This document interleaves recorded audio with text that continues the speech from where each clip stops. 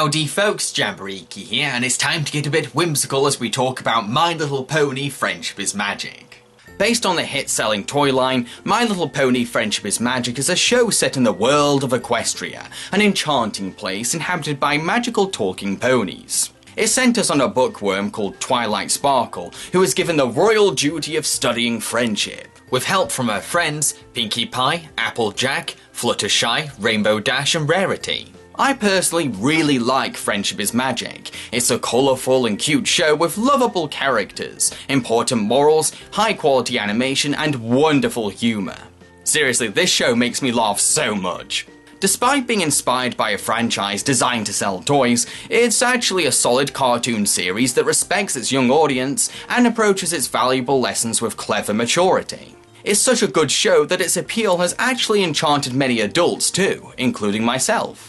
And in 2013, the ponies got their own movie, where they turned into teenage girls. Wait, what? Why? My Little Pony Equestria Girls has Twilight being crowned as a princess, only to have her crown stolen by a mysterious fire-haired pony called Starlight Shimmer, who takes the crown through a portal. The crown is very important, and removing it from Equestria could put many ponies in danger. Twilight must journey alone into the portal's dimension, which turns out to be a human high school.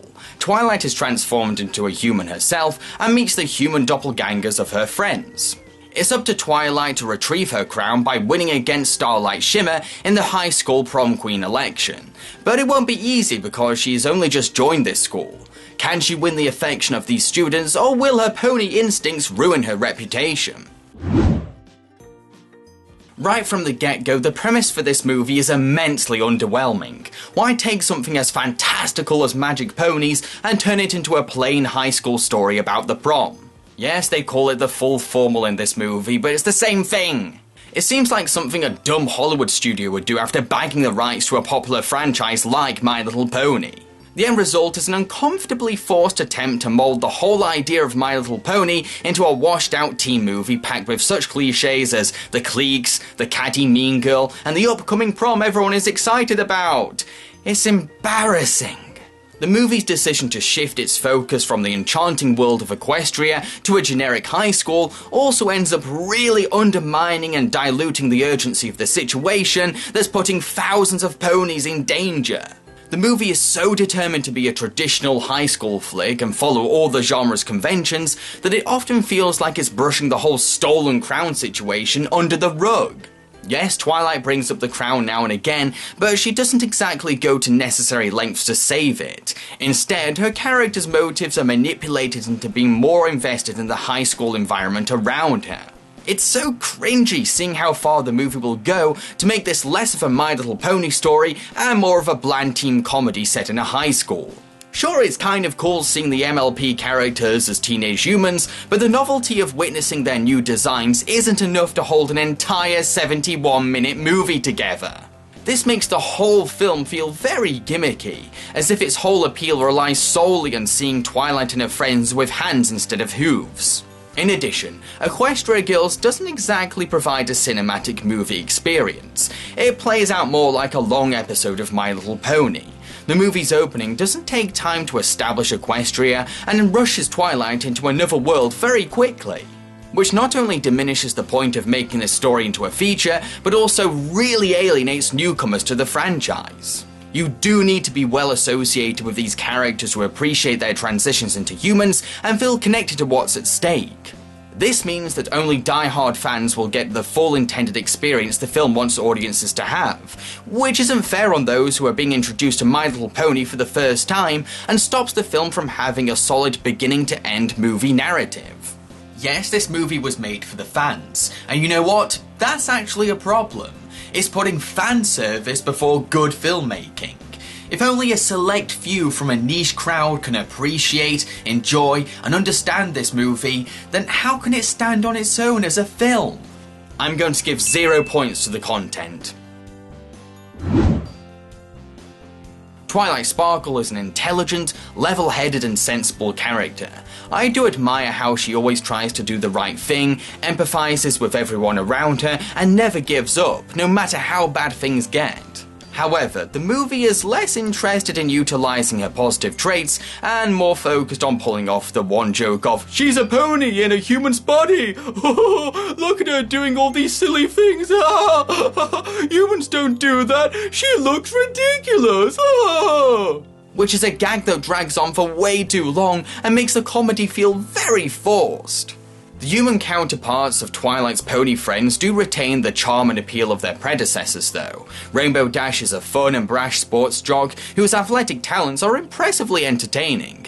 Rarity is a chipper fashionista with a diva attitude. Pinkie Pie, who is my favourite, is energetically weird and silly. Fluttershy is adorably quiet but well-meaning, and Applejack is a laid-back valley girl. Each of these characters get their moments to shine, have distinct personalities, and all help to create an interesting dynamic despite their differences.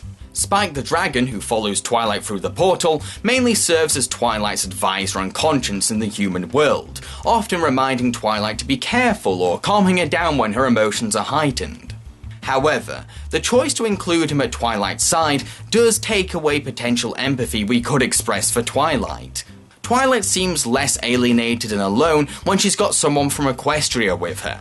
Starlight Shimmer doesn't exactly stand out as a villainess. She's just your typical bully character with power-hungry motives. But it is interesting seeing a bad guy from Equestria trying to gain control of this environment without any magic. It is testament to how well she's managed to adapt to her limitations. I'm going to give 3 points to the characters. The animation for this movie isn't any different from the TV show, which does make the film feel uncinematic as a theatrical spin-off, but it's not too much of a letdown, because I do love the animation for the TV show. It successfully takes the flash technique, a craft often seen as limited in quality, and evolves it into an animation style packed with flavour, energy and personality. The visuals are colourful and pretty, the characters are highly expressive, and everything looks wonderfully polished. It's a shame that the technique doesn't look refined and ambitious enough for a movie experience, but at least it's good animation. I'm going to give 4 points to the animation. Tara Strong voices Twilight Sparkle, giving a solid performance full of energy, passion and investment. Together with the crown, they create a power beyond anything you could imagine. But it is a power you don't have the ability to control. The crown may be upon your head, Sunset Shimmer, but you cannot wield it, because you do not possess the most powerful magic of all, the magic of friendship. Ashley Bull voices Rainbow Dash and Applejack. She captures Rainbow Dash's plucky energy and Applejack's Valley Girl cadences with professional gusto. Somebody, and I think we can all guess who, told Rainbow Dash that my bake sale had been moved to a different day. Dash showed up with all the softball team and thought I'd canceled on her. So you're looking to dethrone Sunset Shimmer and become Princess of the Fall Formal, huh? Gotta say, I'd really love to see that happen. Andrea Libman voices Pinkie Pie and Fluttershy. It's amazing that she can bounce between these two distinctly different voices so well. I didn't know you had dropped it. Well, I did, and I was about to get it before you swooped in and ruined everything. You shouldn't pick up things that don't belong to you. It doesn't really belong to you either. Excuse me? Nothing. Are you psychic? No. I don't think so. Unless, of course, that's something you can do here. Not usually. Tabitha St. Germain voices Rarity. She delivers every line with melodrama and elegance that really suits her diva attitude. What did you... Rarity?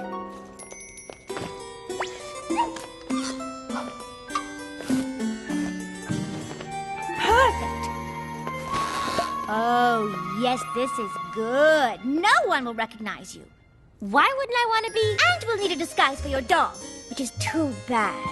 He really is so adorable. Kathy Westlock voices Spike. She's very good at sounding believably concerned about Twilight Sparkle, but also cheeky and childlike at the same time.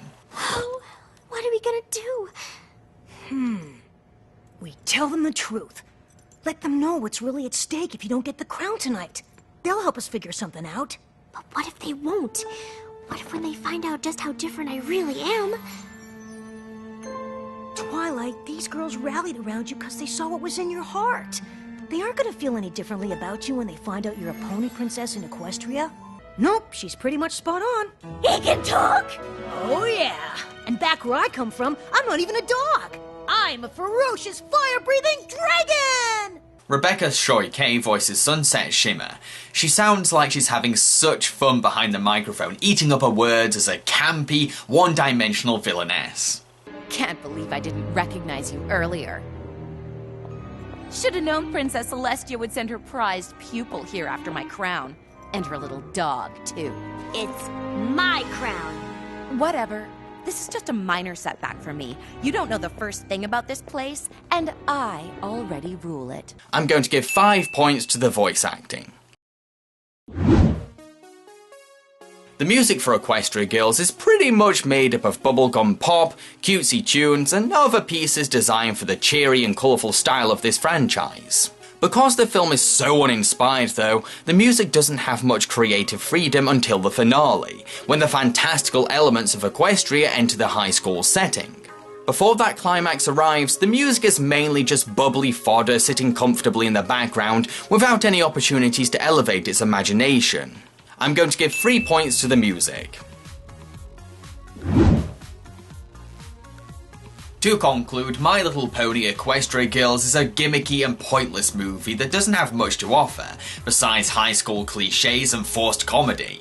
However, it is faithful to the spirit and essence of the TV show's message about friendship, so some fans may enjoy it, if they can look over the lame premise. Plus, the visuals are very colourful, and the voice cast is outstanding as usual, so it's got a little quality control behind it.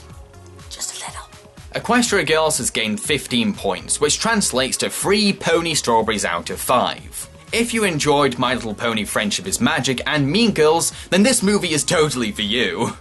I've been Jambareeqi and I hope you enjoyed this review. Feel free to support me on my Patreon.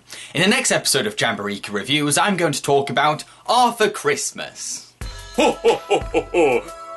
Santa Claus! You're not reviewing Arthur Christmas next month, Jambareeqi. I'm taking over your show.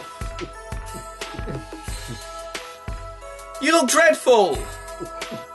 There's none of your fucking business, you red-handed bastard! Next month, you're gonna review. Where the fuck did I put that thing? Where? Elf Bowling, the movie! No, Santa. I'm going to do Arthur Christmas next. Are you denying the whimsical wishes of Santa Claus? Oh, don't you fuck with Father Christmas, Jambareeqi! Okay, folks. By Santa's demand, the next episode of Jambareeqi Reviews will be Elf Bowling the movie. Good. Now we're on the same wavelength. Now, make me a glass of sherry and a plate of mince pies. Do it now.